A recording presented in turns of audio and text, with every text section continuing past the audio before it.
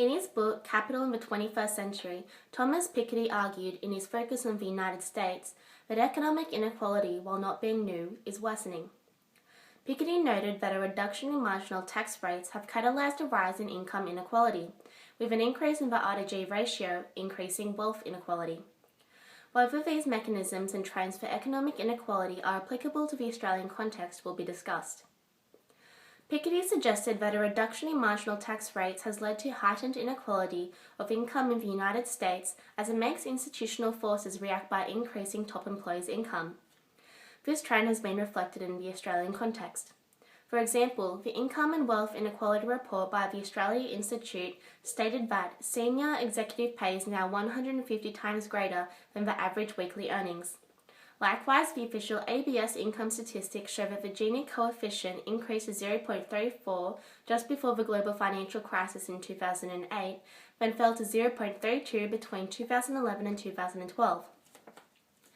In terms of increased wealth inequality, Piketty highlighted the R/G ratio. This is the notion that the rate of wealth growth is faster than the rate of economy growth. He also added that not only is R greater than G, but the gap between the two is increasing, and this is causing a concentration of wealth and increasing the magnitude of wealth inequality. The implication here is that if a small percentage of top earners are getting a bigger piece of the economic pie, the rest of the population's share of the economic pie is decreasing. Australia could be said to follow this trend. For example, the Australia Institute stated in their Income and Wealth Inequality Report that the top 20% of people hold 71 times more wealth than the bottom 20%. On the other hand, the idea that the pie itself is also increasing implies that individual proportions of the pie do not matter, and that despite wealth inequality, the overall well-being of people is increasing. The idea has certainly been reflected in Australia, which has undergone economic expansion within the last 25 years.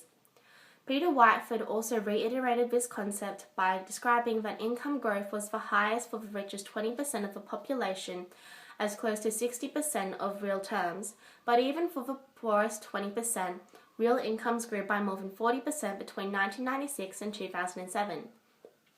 Likewise, the reliability of Piketty's findings to the Australian context is undermined by the idea that Australia usually has a late reaction to the economic crises of the Northern Hemisphere. Similarly, our effective tax and transfer system and strong employment growth has mitigated the effects of mechanisms that cause inequality.